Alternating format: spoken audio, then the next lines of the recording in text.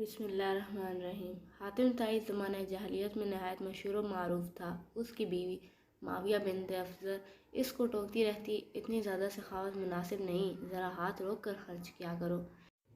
اس کے احتجاج و اعتراض کا حاتم طائی پر کوئی اثر نہیں ہوتا تھا۔ وہ اس کی جلی کٹی سنتا ضرور تھا مگر مرضی اپنی کرتا تھا۔ اس کے پاس دور دور سے لوگ ملنے آتے تھے، اس کی مہمان نوازی سے لطف اندوز ہوتے اور دعائیں دیتے ہوئے جاتے۔ معاویہ کا ایک چچا زاد تھا، وہ معاویہ کو پسند کرتا تھا۔ ایک دن اس نے معاویہ سے کہا، تم آخر حاتم کو سمجھاتی کیوں نہیں؟ دیکھتی نہیں وہ کس طرح بغیر سوچے سمجھے مال لوٹاتا ہے؟ اس کے پاس کتنا ہی قیمتی مال کیوں نہ ہو، جب تک اسے خرچ نہ کر لے اسے چین نہیں آتا۔ اب تو اس کے پاس جائیداد ہے، اگر اس طرح مال لوٹاتا رہا تو ایک دن کنگال ہو جائے گا، پھر تمہاری زندگی اجیرن ہو جائے گی۔ اگر اچانک یہ مر جائے تو سوچو تمہارا کیا بنے گا؟ تمہارے بچے بھوکے اور بے یار و مددگار رہ جائیں گے۔ معاویہ نے مالک کی بات کی تصدیق کی اور اسے سراہا۔ تم واقعی میرے خیر خواہ ہو، مگر میں کیا کر سکتی ہوں؟ مالک نے اسے ورغلایا، اگر تم حاتم سے طلاق لے لو تو میں تم سے شادی کر لوں گا۔ میں مالی طور پر حاتم سے زیادہ مستحکم ہوں، مالدار ہوں، صاحب جائیداد ہوں، میرے ساتھ تمہیں کوئی پریشانی نہیں ہوگی۔ یہ اسلام سے پہلے کا دور تھا۔ اس دور میں عورتوں کا اپنے خاوند سے طلاق لینے کا طریقہ یہ تھا کہ عورت جانوروں کے بالوں سے بنے خیمے میں بیٹھ جاتی۔ اگر اس کے گھر کا دروازہ مشرق کی طرف ہوتا تو وہ خیمے کا دروازہ مغرب کی طرف کر لیتی، اور اگر مغرب کی طرف ہوتا تو مشرق کی طرف پھیر دیتی۔ یہ گویا اعلان تھا کہ عورت اپنے خاوند کے ساتھ نہیں رہنا چاہتی۔ معاویہ اپنے چچا زاد کی چکنی چپڑی باتوں میں آ گئی اور آخر کار اس نے خیمے کے دروازے کا رخ بدل لیا۔ حاتم گھر آیا تو دیکھا کہ دروازے کا رخ بدلا ہوا ہے۔ اسے سمجھ آ گئی کہ معاویہ اس کے ساتھ نہیں رہنا چاہتی۔ اس نے اپنے بیٹے عدی کو بلایا اور کہا، دیکھو تمہاری ماں نے کیا کیا ہے۔ عدی نے کہا، میں نے بھی دیکھ لیا ہے، مگر میں کر بھی کیا سکتا ہوں۔ حاتم نے اپنے بیٹے کا ہاتھ پکڑا اور تھوڑی دور ایک وادی میں جا کر سکوت اختیار کر لی۔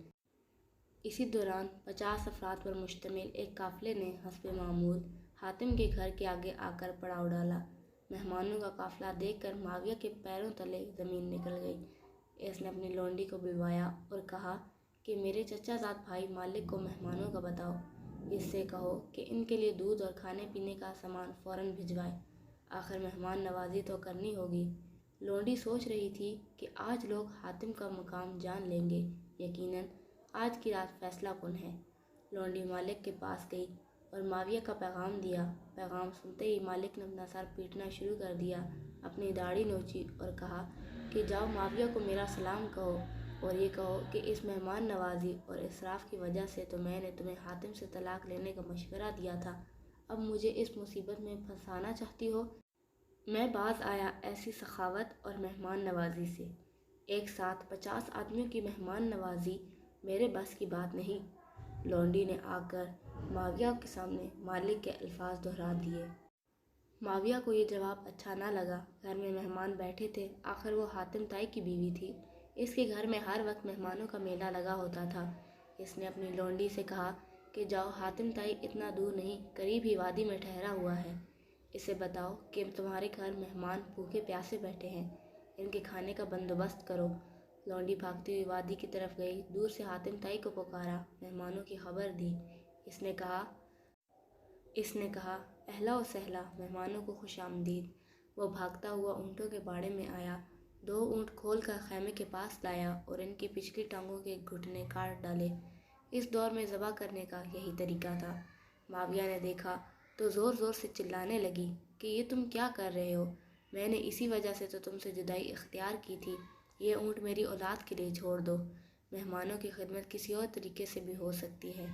حاتم طائی نے جواب دیا، معاویہ تیرا ستیہ ناس ہو، جس ذات نے ان مہمانوں کو، تیری اولاد کو اور ساری مخلوق کو پیدا کیا ہے، وہی ان کا روزی رساں بھی ہے، تم فکر کرنے والی کون ہوتی ہو؟